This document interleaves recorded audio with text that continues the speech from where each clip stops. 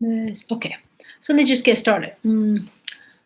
So hi everyone, my name is YY. I'm the founder of the Relationship Center of Colorado. I'm a relationship expert and coach. I'm also a certified sex therapist too. This is my monthly Facebook Live. I decided to do my live on YouTube too. So for this time, we're gonna talk about how to manage conflicts in relationships. That's I think a really big topic right now, especially given the pandemic. Also, all the protest that's going on, it's increasing a lot of anxiety, increasing a lot of tension, hence more conflicts in everybody's life right now, internally and externally. So I decided to do this live, right? Talk about managing conflict in relationships. A lot of people are not comfortable having conflicts in their relationships because it's uncomfortable, because they have the fear that if we have conflicts means the relationship is not going to last. If we have conflicts, it's going to cause more damage in our life, in our relationship as well. So I just want to bust some myth tonight about why relationships, why when relationships are having conflict, it's not always a bad thing.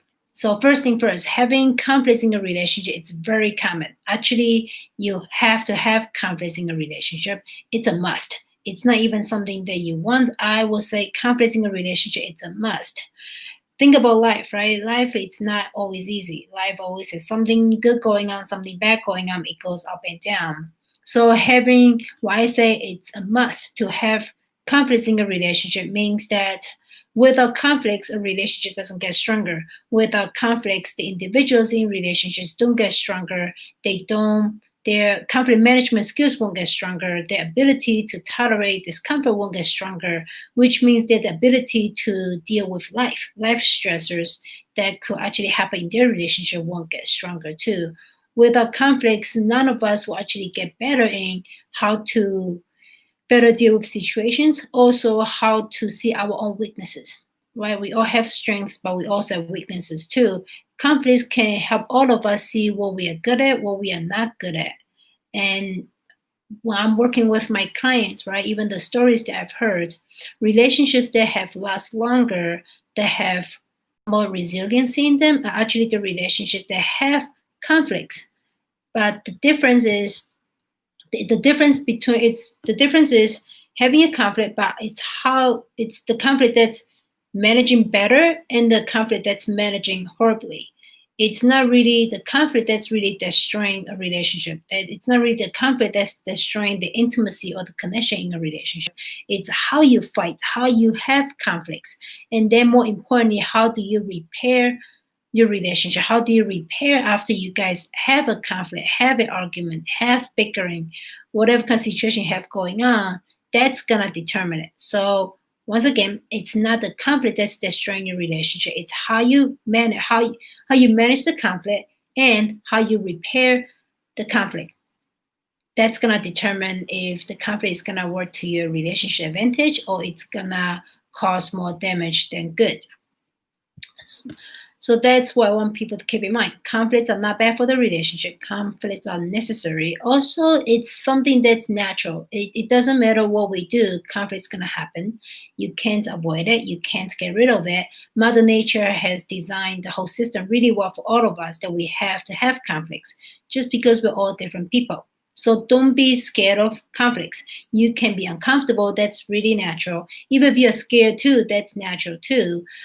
Don't let that fear stop you from really sometimes having that conflict with your partners because of your differences. And then also while I'm working with my clients, or after all these years of working with my clients, I find that there are three very common themes that people fight about when they're having conflicts. First one is power and control. That power and control, people have conflict because of power and control. Second, people have conflicts because they want to have security and safety. Third, they want to have respect and recognition. Those are the most common themes that I've seen people having conflicts about. Let's break it down, the power and control piece. I would say it's pretty normal for humans to want to have power and control in any type of relationship, right? I mean, we are humans. When we have control, when we have power, we feel better. We feel more stable. We have that sense of like, okay, I have some say in it. Actually all couples, when they first start their relationship, They all have their power and control. But I would say their power and control at the beginning of the relationship is more fluid, it's more flexible, it's more fair. Nobody feels like I have to dominate you. Nobody feels like you are taking advantage of you. So even though things might not be 50-50, overall the relationship feels okay. Power and control, like I said, it's human nature. We want to have that. I'm just double checking something. Yeah. So power and control, it happens. You as humans, we want to have some power, we want to have control. Nothing wrong with it. Now, what happens is though, when people are together for a longer period of time, they want more. They want to have more power and more control, so they can feel safer, they can feel even more stable, they feel like they're in charge. But here's the thing though, um, usually when people are fighting for that, sometimes there's a sign that something in the relationship is not working anymore. Could be the partner, the original partner that you have decided to be with, that might be the partner that was more giving, that was more willing to do their part in the relationship. All of a sudden, they stop doing it. They might become lazier. They taking the relationship for granted, and then you feel like you're being taken advantage of. When you feel like you're being taken advantage of, then you will start doing more things to feel like I want that. I want to have some more control. Like you keep taking advantage of me. I don't like it. I gotta do something to feel like I have more control in the relationship. Power and control dynamic could also play as one person in the relationship might be more dominant than the other. The dominant one might be using aggression, might be using anger, might be using coercion, might be using violence, right, to dominate the other person. And then the person on the other side, they are more one down. So you got one up, one down situation. The one down situation, they feel like, oh, there's nothing I can do about it. They feel more powerless. They get more angry too. They get more resentful. And usually when that happens, the person that's on the one down situation, they don't stop fighting either. They actually do what they're gonna do too to get some power back. And they can do it passively, they can do it passive aggressively. They might play, I think there are some people that are like, oh, you do this to me, now I have the right to do this back to you. I call that you're offending your partner from the victim position. So I'm the victim here, but not because of that, I can do something back to you. So when you have one person that's the one up situation, the other person is the one down, but also in one down, you're still doing something aggressive, then the power and control becomes a really bad fight. Like I said, power and control, it's normal. We all want to have some power. We all want to have some control. That's being human to keep ourselves stable. It's survival mechanism. But when you really feel like this is so, it's you are being taken advantage of, anger and resentment builds up, and then you start fighting like, I'm gonna dominate you, and then I'm gonna come back at you. That type of power, that type of control, it's no longer healthy for the relationship. Now I'll move on to the next thing, right? Safety and security. As humans, we want safety, we want security. I think that's why a lot of people up there are protesting right now. We want to do the right thing. We want to have safety and security for everybody. Safety and security, it's important. Once again, you can ask for safety and security, but how do you ask for safety and security? That's going to determine the outcome, right? That's going to determine when you guys are having the conversation or having a fight about you want what you want in order to feel more safe and secure in the relationship. That will cause the impact, the final solution. Some people ask for safety and security from a very entitled position. Well, for example, because you're my boyfriend, you're supposed to do that. Because you're my girlfriend, you're supposed to take good care of me. Because we are married, you're supposed to give me sex. Because when you give me sex, then I feel safe that you are with me. Because you're a man, you're supposed to protect me, right? We have a lot of traditional gender roles, gender information, gender myths, right, implanting a lot of our brain, our concept too. So safety and security, if you want that in your relationship and you are demanding, in some ways, if you are demanding your partner to give you safety and security, that's demand, that's entitlement, that's not really empowering yourself, that's not really empowering your partner, and that's not respectful too. And when people are feeling disrespected, they don't want to give you what you want. they might give you what you want, but doesn't mean they really want to give to you. They might just do it because they want something else out of it. They do it out of, okay, fine, I just give it to you. So you stop yapping next to me. So I would say if you really want safety and security in your relationship, or just within you, you want that from your partner, first thing first, ask yourself, have you been conducting yourself from the best in you, right? Have you been asking? Have you been requesting? Make a request. Hey, can you help me with this? Can I talk to you about it? May I? All the, I guess, all the most basic common sense decency things that we tend to do at the beginning of the relationship. More often than not, we stop doing them as relationship goes further, and hence that disrupt the safety and security in the relationship too. So first thing first, don't demand your partner to give you safety and security.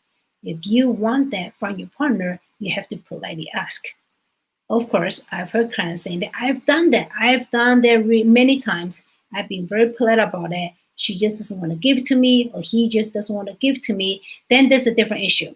If you have really been really polite, really kind, and I know I've worked with so many clients, that's actually what they've done. They're very kind, they're very polite, they use good manner to make their request, and it didn't work. And like I said, if you have been polite about it and it didn't work, then the issue, it's not about am I being respectful or not. There's a deeper issue going on. So if you have tried to make your request with manner, with decency, to get to ask your partner to give you something and your partner is still not giving it to you, then the next time when you approach your partner, the conversation is no longer about, hey, can you please do this for me? Can you, or may we talk about it? The issue is about, I need to talk to you. I've been asking you to do this many times, and sometimes you seem like you say yes, sometimes you say no. I'm getting mixed messages, whatever the situation is. But when you have made their request politely, it's not going anywhere, then the conversation is about, I need to talk to you, that I've made the request and it's not happening. What else is going on? Usually that means there might be some unpacked resentment going on. There's unresolved issues that's going on. Or maybe your partner is not completely telling you what's going through in their mind. So, because if they made the request, they're not willing to do it. Human behavior says so much more about what's really going through in their mind. So they might say yes, but if the action is not following through, most likely the real answer is no. Then you might want to bring us like, you say yes, or you didn't even say yes, so you don't seem like you want to do it. What's going on? See how the conversation shift from making a request, asking you to give me what I need, what I want, so I feel safer, I feel more secure, to what is going on, that I've made the request and you are not doing it. You're not giving it to me. What's happening? In the past, it happened. Now it's not. And one of you has to be persistent about staying on top of it, because there's an unresolved, unspoken messages going on. One of you has to be persistent, stay on top of it to get to the bottom of it. Otherwise, the safety and the security in the relationship will be disrupted even more so, because it's a lie after a lie after a lie. And then also when it comes to safety and security, I know therapists, right? Therapists in the therapy world, but even general self-help books or relationship books that people tend to read, it's always suggest people to go to their partner first. Go to their partners, or go to their boss, or go to their friends, go to whoever to ask them to give you what you want. I would say that's a fine solution, but there are some people out there, like I said, you've asked them for it and they're not giving it to you. I'm always a supporter of, you do have to use your own voice, right? To vocalize, to voice what you want, what you need. You do have to reach out, to initiate, in order to get what you want. Simultaneously, you do have to build up your own inner strength. What am I going to do to get my own needs and wants met? How am I going to build myself up so I can become a stronger version of myself? So if I do go to you to ask you to give me what I need, what I want, and I'm not getting it, I have the ability in me to do what I can to get the max out of what I need, what I want, to get the most out of what I need, what I want. It's not going to be the same, because it's not. I mean, on one hand, you are asking your loved one to give you what you want. When you don't get that, it's going to be disappointing. So even if you could get it your own, the satisfaction level, the impact is not going to be the same. And guess what? That's part of life. we just don't always get what we want. So what I'm saying is use your voice, use your power to reach out. And that's something that we have to do a lot. In order to have a successful relationship, our ability to vocalize for what we want, to reach out, to initiate, it's important, it's crucial. And like I say, we don't always get what we want, what we need. So we always have to simultaneously build our internal strength. The internal strength to get what we want, what we need. That could be becoming more financially independent, to become more mechanically independent, become better at running errands, become more aware of what's going on. Whatever you gotta do, that means you have to know your own weaknesses. Anytime we ask our partner for something, okay, that's a cue for ourselves. That's an area I can work on so I can get stronger. That's part of doing the internal work. Another part of doing the internal work is you have to increase your ability to tolerate the disappointment. Life is full of disappointment. It doesn't happen all the time, but it happens more often than we would like to. So when you reach out to your partner, maybe your partner is busy. For example, like just think out of my mind, right? Just think ahead, think out loud. If it's, for example, Valentine's Day, you want your partner to get you roses, okay? And then something happened, his car broke down. Uh-oh. So even if your partner wants to give you the flowers, but car broke down, he couldn't get the flowers on time, you're gonna feel disappointed. And you can get reactive, you can get angry, but if you could actually use that incident to recognize your anger, to actually manage your anger better, right? You are getting stronger. That way, you are not as reactive. That way, when you guys are in that situation, it won't become an ugly fight. So that's what I meant by you have to increase your own internal strength. Your internal strength of building your own skill set, building your internal strength to get your own needs and wants met, and also increase your own ability to tolerate disappointment, to tolerate anger, to pretty much manage your own emotional experiences. That's a really key point when it comes to safety and security too, because your partner, it's not possible. Your partner won't be able to give everything that you need, everything that you want. That means that your partner won't be able to be the full person, the only person that's going to give you that security and safety. It's both. They can provide some, and you have to do some of it yourself too. In fact, with a lot of my clients, when one person is giving a lot of the safety, security, the other person just take it without strengthening themselves ongoing. The giver, right? At the beginning, they were excited to give. Eventually, they get burned out. They get burned out, then they start giving more. Even when they do give, they feel like, oh, it's a chore, it's a chore, it's a chore. And then if they don't do anything about it, resentment build up. And then guess what happens to the receiving end? On the receiving end, you get less and less and less. And then at that time, if you don't have a good skill set, good tolerance level to actually manage what's going internally, the disappointment, the questioning, the anger, the like, oh, I don't feel like you love me anymore, hence I don't feel safe, then on the receiving end, they might start criticizing the giver more, right? They might become more reactive, they become more aggressive, and then guess what? The whole relationship falls apart. So that's on safety and security. You can ask your partner to give you what you want, what you need. You also have to cultivate your own skill set to get your own needs and wants met, and strengthen your own skill set to tolerate disappointment when you don't get what you want. Otherwise, safety and security just won't happen. You have to be able to hold on to yourself from the inside out. Now moving on to recognition and respect, right? They can be part of safety and security. Really, I look at power and control. I mentioned there are three themes that I witness people fighting, right? Power and control, safety and security, respect and recognition. They all really go hand in hand together. Now, when it comes to respect and recognition, as humans, we want to be respected. I think that's a human nature, just like wanting power and control, wanting safety and security.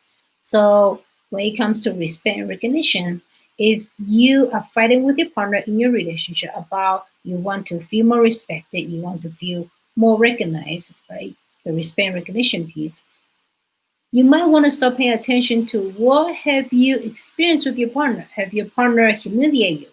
Like humiliation. Some humiliation could be much more overt. They just simply put you down. But some humiliation could be sarcasm. Sarcasm is a great excuse for a lot of people to use. Oh, just being sarcastic. But we all know sarcasm is not just pure sarcasm. Some sarcasm, especially for couples that's been in a repeated fighting pattern, sarcasm could be another way to get back to your partner. That's just another tool that people use to get their power back. Like I say, power, control, safety, security, respect, and recognition, they go hand in hand together. So if you are fighting for respect in your relationship, start paying attention to what have you seen your partner doing? What have you experienced with your partner that you want to have more respect and more recognition? Is it that your partner is putting you down verbally, overtly, covertly? Is it that your partner is, they might not say it completely in front of your face? Are they saying it more covertly? Are they saying it behind your back? Is there bickering going on? Bickering, a lot of people say, oh, we just bicker. But sometimes I look at bickering as worse than having an actual more overt fight. When people like yelling and screaming.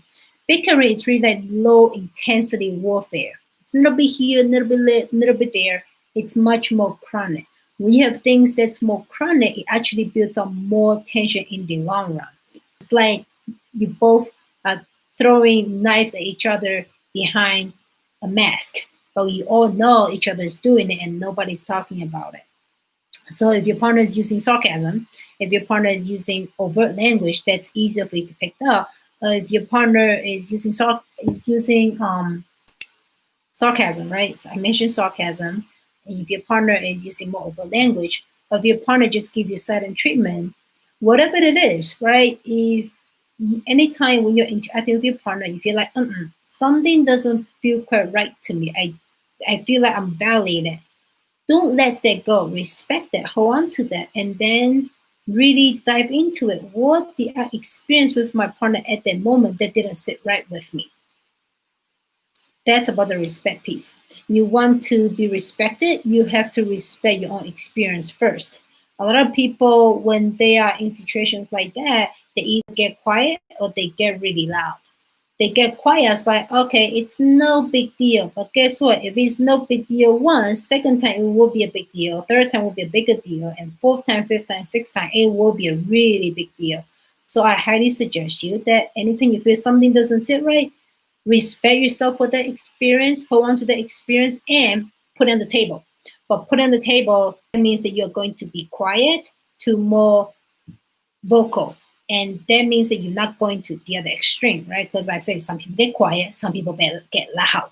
Loud as yelling, screaming, throwing a fit, throwing a tantrum. Neither of that is going to do you any good. So if you don't feel respected, like I said, you got to respect your own experience first. That's why it comes back to you gotta start mapping yourself. What just happened? That didn't sit right with me. You can even like just call a pause. Let's stop. Let's pause.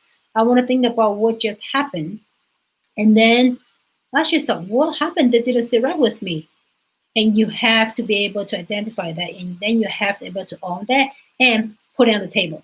Because if you don't put it on the table first time, might be okay, but second time, third time, fourth time, if you continue to do that, the message that you're communicating to your partner is, well, I know you offend me and I don't respect myself enough to put it up there. So if you want to have more respect, if you want to get more respect, respect yourself first, put it on the table. Hey, that doesn't sit right with me. I need to talk to you about it. Hear the difference? So I'm saying hear the difference as like, hey, that doesn't sit right with me. I'm not suggesting you to say, that doesn't sit right with me. Can I please talk to you about it? No, at that time, I will suggest be more direct. Hey, that doesn't sit right with me. I need to talk to you about this behavior or this experience I just had with you. You get to the core about it. Because it's respect. I mean, we don't want anybody to disrespect ourselves, and we definitely don't want to disrespect we don't want anybody to disrespect ourselves, and we definitely don't want ourselves to disrespect ourselves.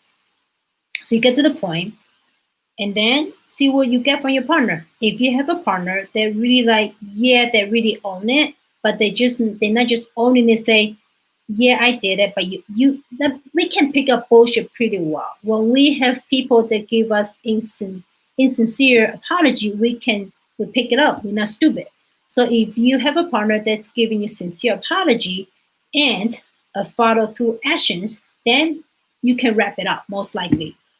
But if you have a partner that's giving you insincere apology, and of course there's no actions to follow up, even if they do have actions to follow up, they will offend you again, then you know what? Then you have to come back again.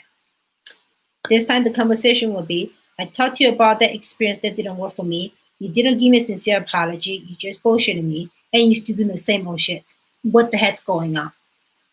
I'm talking, you gotta be more assertive. You don't have to be aggressive. Use the language that works for you, right? But you don't wanna be passive. You don't wanna be aggressive. You wanna be assertive.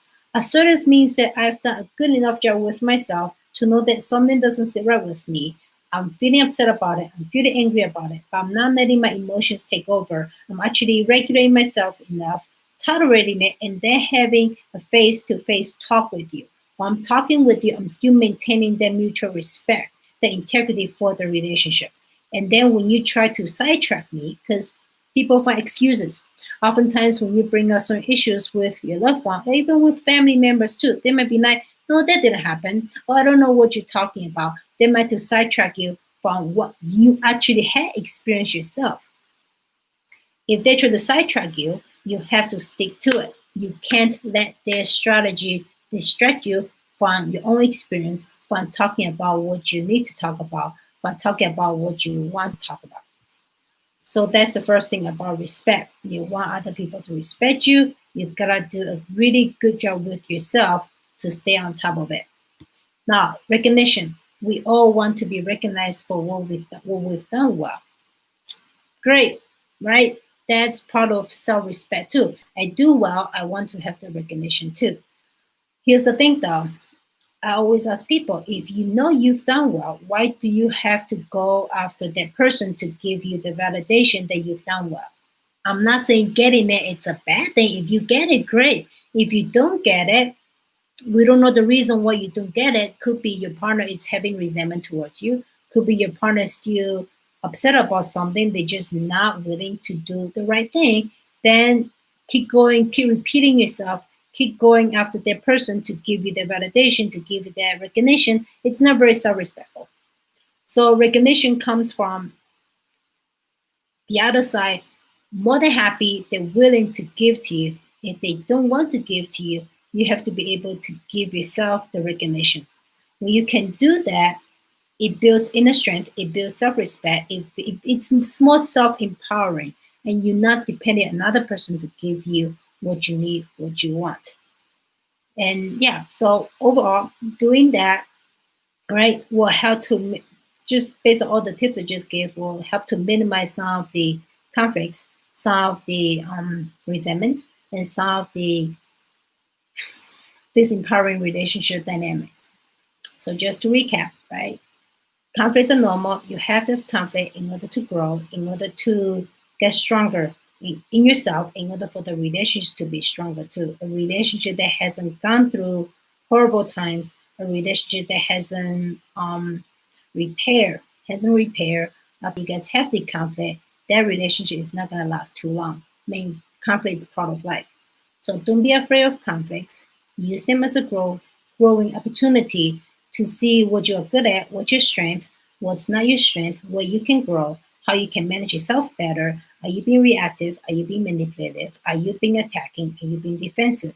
Use it as a mirror to see, are you really conducting yourself from the best in you that's respectful, that's maintaining the integrity of the relationship, and that even when you're upset with your partner, you can still speak with them with the utmost respect.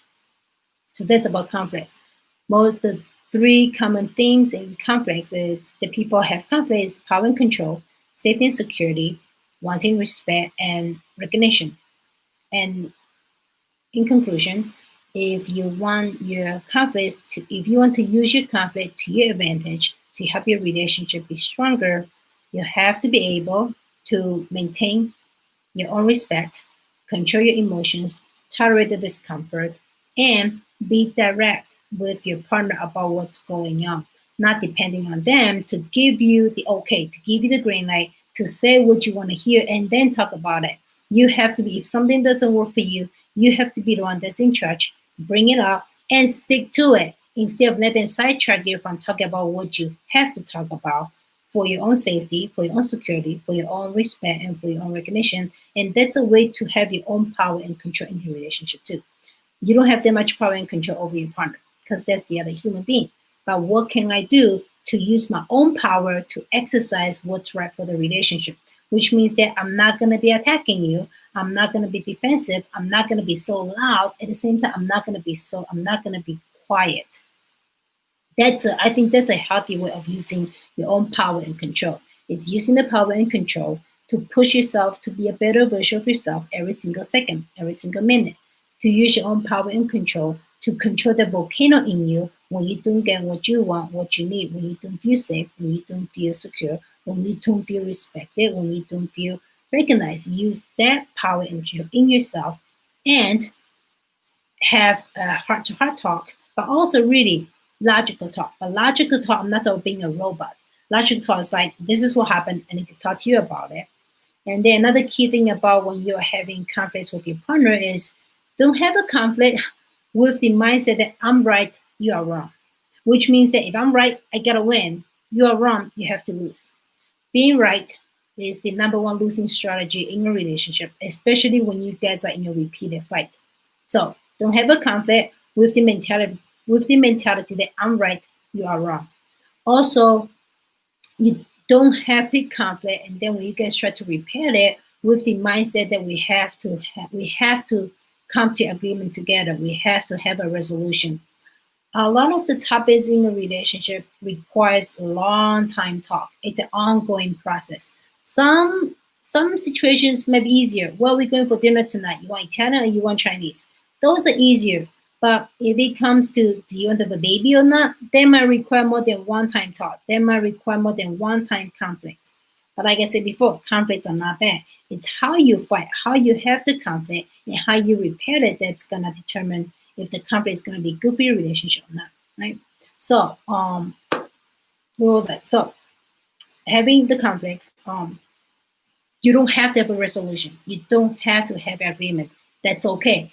I know it feels uncomfortable because as humans, we want to know. We want to know the end. We want to know the resolution. When we know, we feel better. But guess what? Often in life, we just don't know, especially when you're interacting with another human being.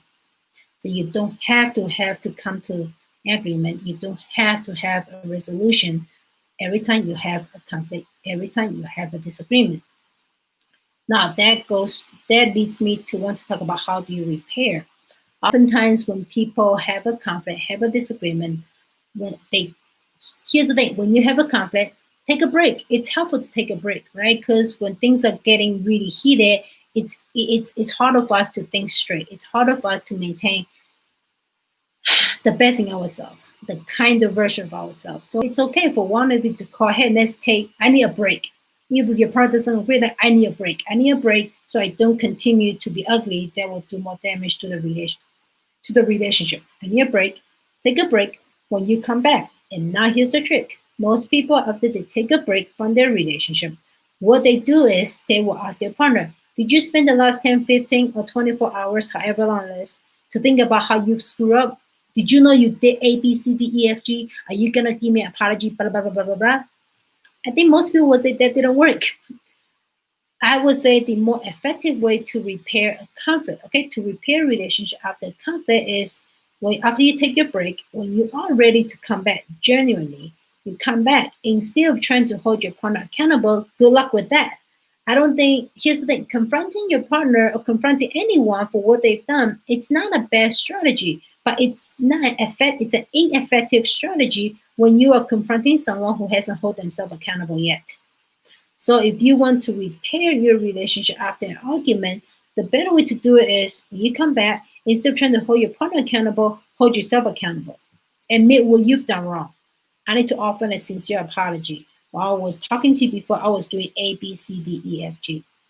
To be as clear as possible is that you have to look at yourself in the mirror and be completely, brutally honest with yourself.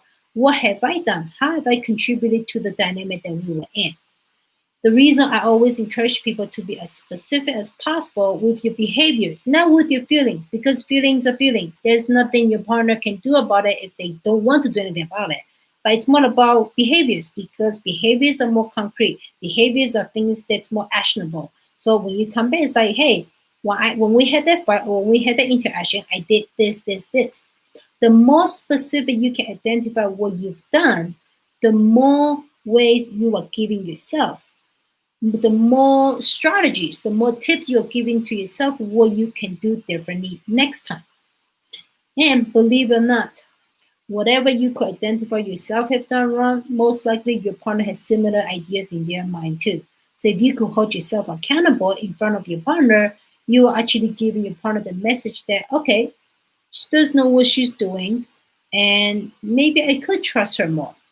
And now, of course, after you offer this sincere apology, identifying how you've contributed to the dynamic, next thing you have to do is you have to have an action plan to follow through with the apology. After you have an action plan, you have to put 110% to change the behaviors. Otherwise, don't even bother to offer an apology because those words will be empty. If you offer empty words with no change in behaviors, then you're a liar. And then next time you do it again, offer the apology again, the trust in the relationship will go lower and lower and lower. And in that sense, that type of conflict won't help your relationship be any better. So that's how you repair. Instead of trying to hold your partner accountable, hold yourself accountable. Instead of trying to get your partner to say what they've done wrong, hold yourself, be a stronger version of yourself. Own what you've done wrong and put it up there and come up with a plan, follow through with it, and change it. That's how you can repair better. And then I would say, I mean, at least I see with my clients that when both people are doing that, even though they might not always do it at the same time, relationship gets better. Because what you've done that really irks me, you are changing it, so you already eliminate one of the factors that's causing all the escalation in the relationship. That's another way to think about it. So yeah, so that's conflicts, managing conflicts in relationships. Conflicts are not bad. Conflicts are vital. Actually, I have some clients, based on what I know about the way they fight, I will actually suggest some of my clients to fight more so they can be more vocal, so there's more honesty about what's really going on. Sometimes when they first start doing it, it's not pretty because they start yelling, they start screaming. But for me, if I have a couple that's being really keep it low, try to pretend everything's fine, be passive, it's actually better for them to go the other way because you actually bring a different type of energy, a new vitality into the relationship, more passion, more fire. And then from there, you tweak it, you tweak it, you tweak it. The words that I used before wasn't respectful, so I keep tweaking it, tweaking it, tweaking it. That way, that conflicts actually become better and better and better. Also, when you can have honest conflict like that, you learn more about your partner because people tend to say more truth, but enough's enough. That's when we have those big conflicts. They don't feel good, but you can actually, if you are willing, those conflicts don't feel good, but if you are willing to regulate yourself, to keep yourself open, right? That's what you have to regulate yourself so you can keep your mind open to listen to what your partner have to say. You might learn something more about your partner. Actually, not you might, you will. You will learn something more about your partner, and you will learn something about yourself too. We might not like what our partners are telling us about our behaviors, but take it with a grain of salt. They might not be completely wrong because we don't always like to see the ugly sides of ourselves. Conflicts are not bad. Use it to your advantage, and conflicts can be advantageous to your relationship and to your own growth too if you can manage yourself, stay open, stay curious, and still stay connected with your partners. That also goes with repair too. Hold yourself accountable, and even after you guys have a fight, if you guys have a usual way of interacting with each other, after you have a fight, most people don't want to do the usual connecting actions, right? Maybe kissing each other before you go for work, hugging each other at nighttime. A lot of people, after they have a fight, they don't want to do that. But guess what? If you want your relations to be good, to be stronger, you have to do that. You're not doing it because you want to. You gotta do it because that's what your relationship requires you to. And I'm not saying that means the fight that we had, the offensive behavior that you had done before were completely gone. No, they are not gone. We still need to duke it out. We still have to talk about that. We still have to come up with something. We need to figure out what's going on. At the same time, you have to continue the loving behaviors towards each other, for the sake of the relationship. So I think that's all I have to say about managing conflicts in a relationship. Conflicts are not bad. Conflicts are actually great. Helps you actually can help you become stronger in dealing with life events. Right? So that's conflict. Let me see if I'm missing anything here.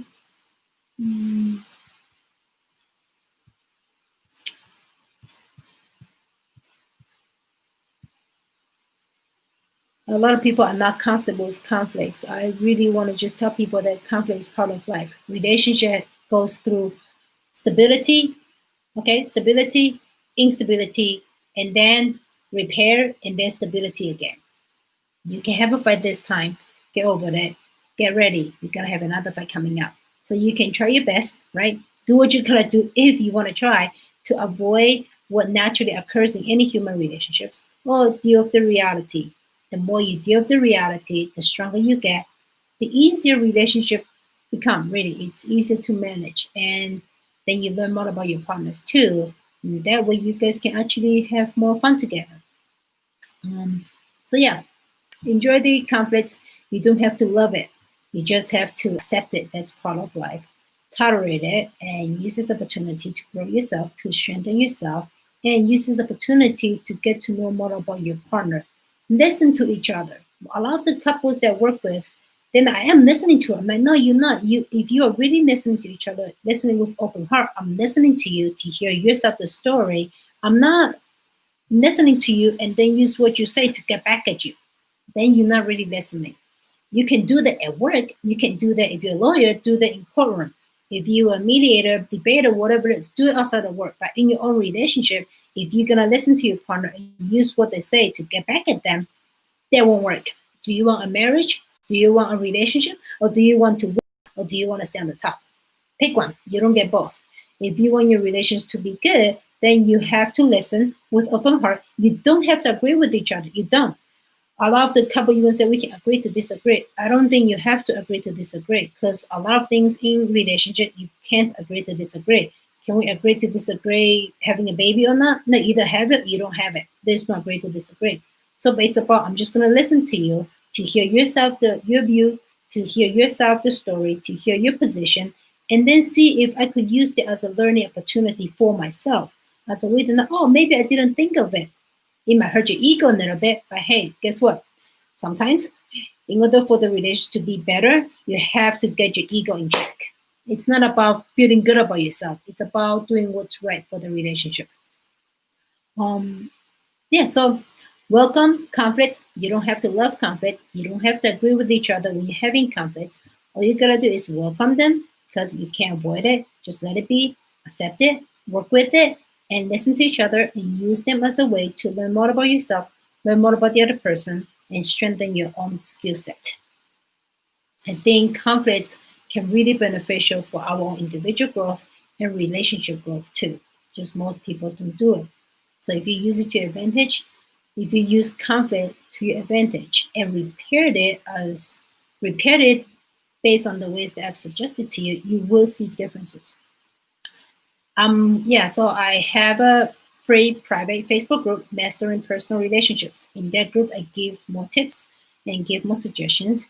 And you can also message me in that group too, so I can give you more individualized feedback, comments, tips to help you better navigate your relationship. I'm also doing a pilot program to help more people to be successful, not just professionally, but successful in their personal world too. It's possible to have it all. You can have a successful work, professional life. You can also have a really satisfying personal life too. So I am doing a pilot program, helping people to have more fulfilling lives and more satisfying, really intimate relationships. Have both, really have a successful professional life, also having a successful personal life. If you're interested in it, yeah, message me. Then I will send you the information. Thank you. All right.